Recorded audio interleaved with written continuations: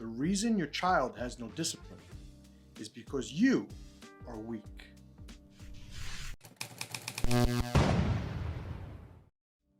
What's up, folks? This is Justin Garcia, also known as Master Chim. Before I get started, do me a favor. Go to masterchim.com. I guess finish watching the video first, but when you're done, go to masterchim.com and put your email in.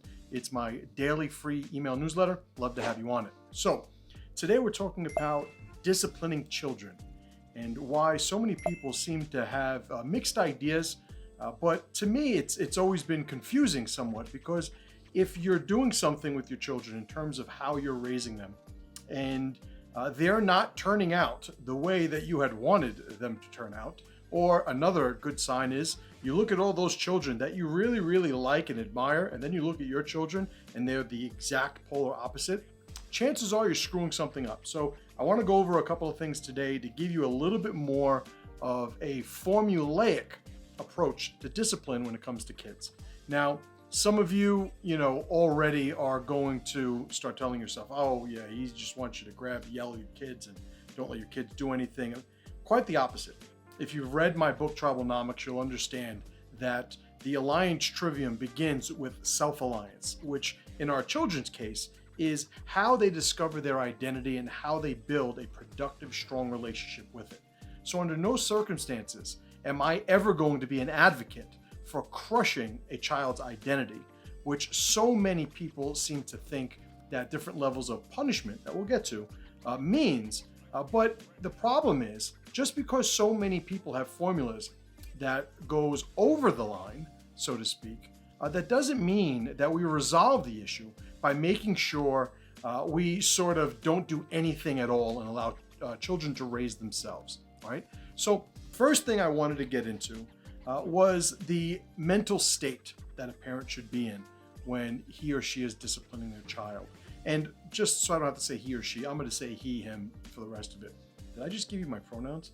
So one of the things that I see parents really make a mistake with when it comes to disciplining their children is they see their child do something, they have an emotional reaction, and they know they need to address what they've done, but they do it in the worst state possible, right? So the first thing I wanted to go over with you guys is be in the proper state to teach, to train, to coach, to mentor, not to sort of relieve the tension that you yourself are experiencing when your child misbehaves, right? So number one, it's teacher state, the state of mind that resembles that of a teacher.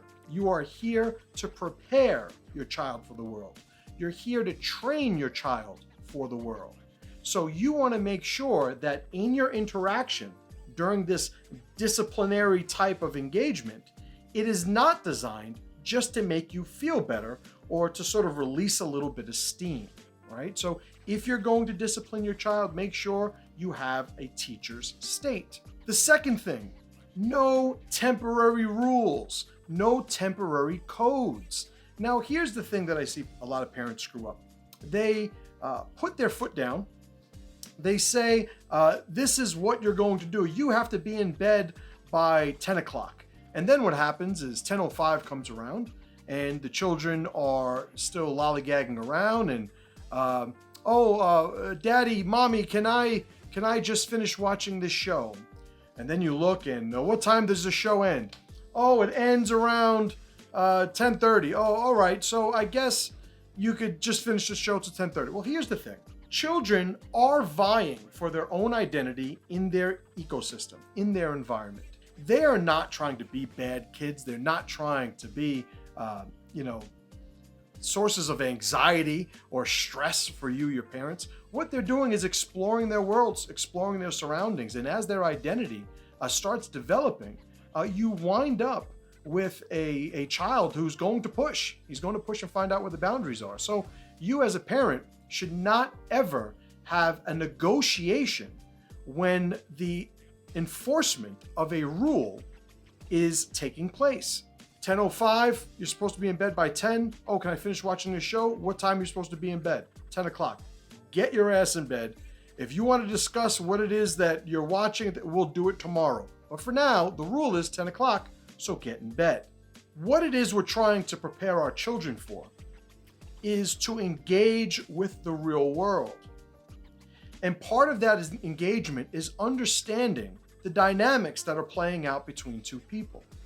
A mistake that I see parents make way too often is thinking somehow that they need to have the better intellectual argument for whatever it is the child is being disciplined for in the moment. You tell your son, well, listen, homework from 7 to 8. Go in your room, do your homework. Well, why can't I do it from 8 to 9? My bedtime isn't until 10. I'll just do it from 8 to 9. 7 o'clock, I want to watch a show.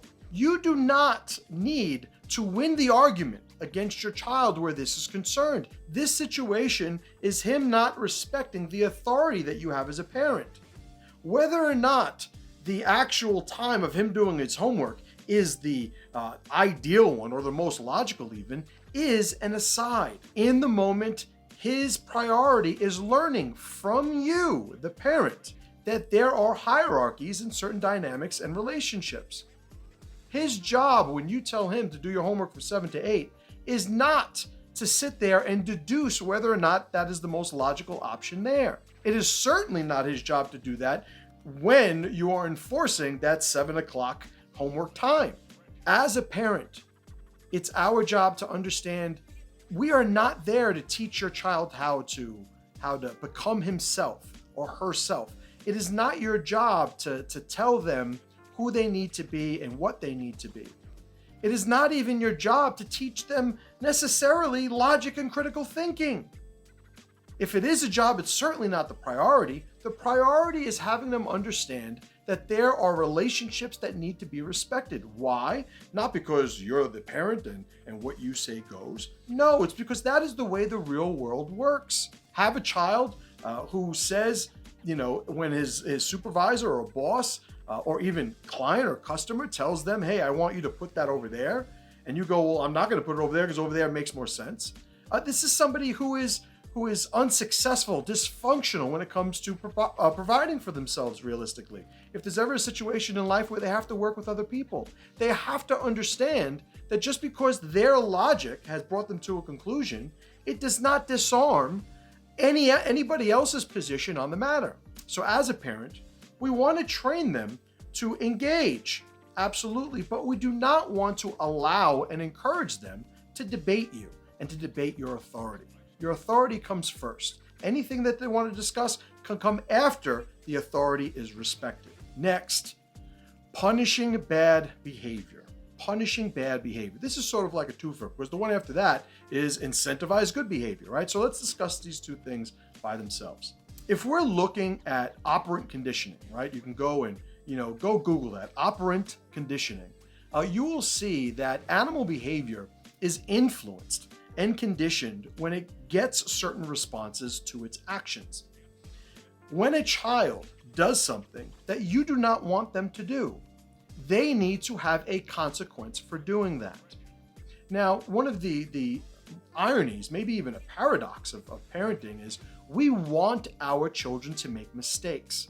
And the reason we want them to make mistakes is so that we can introduce consequence for these mistakes at a child's level before these children make an adult level mistake in the same way and suffer and have to endure a adult level of consequence at that scale, right? The child who doesn't respect other people's things winds up, why wouldn't he take somebody's money? Why wouldn't he take somebody's car? Why wouldn't he rob somebody's house? Why wouldn't he? If he had never engaged while he was formulating his identity and the relationship he had with the world, why wouldn't he do that? Where is the bad thing or the potential consequence, right? So we have to understand part of the raising of a child is the training of a child, and it's the conditioning of the child, not to sort of customize them to be who you want them to be, but to prepare them for the real world.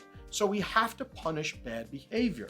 When they do something bad, they need to have a consequence. It doesn't mean you beat your child every time they do something wrong, but you also have to understand if they are being punished and there is not a respect for the magnitude of the consequence they are paying, you are diluting the tool of punishment to begin with. There's your child skips school, right? My kids are homeschooled, but let's say you send your kids to school and you find out from somebody who calls from the school they weren't in school today. And little Johnny comes home and you ask little Johnny, why weren't you in school? I was in school. No, you weren't. And just for not being there and for lying on top of that, instead of eating supper at 6 o'clock, you're going to eat it at 6:30. All right. If the consequence does not curb the behavior, then there is no conditioning taking place. They are not learning that sort of causal effect with their actions and what the consequences will be later on. But the other side of that, because you can't just punish them every single time they step out of line, you also have to show them how to thrive, let's just say, on that line. So incentivizing good behavior is as much, if not more, a requirement and an obligation of a parent as punishment will ever be. So what do I mean by that? That means you have to design ways for your kids to win, ways for them to do something and you to be able to encourage them.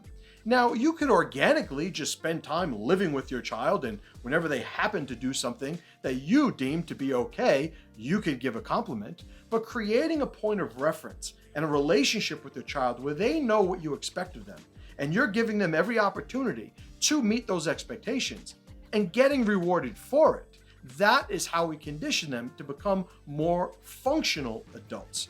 Now, it doesn't mean you bribe your children, but understand, saying good job and, even, hey, I love you, or I'm proud of you, or these things have tremendous effects on how your child sees his role in his relationship with his reality.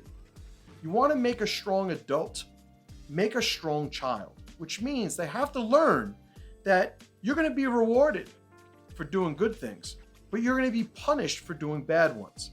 And as a parent, it's your job to teach them those things at a child's level of scale. I hope that all made sense. I hope you enjoyed this talk. As I said before, go to masterchim.com, put your email in. As far as this video, sure, give me a like. If you want to subscribe, go ahead and subscribe. I just hope you got something out of this because I really, really enjoy making these types of videos. So let me know what you think in the comments, and I'll see you guys next time. So as always, brothers and sisters, pressure to power.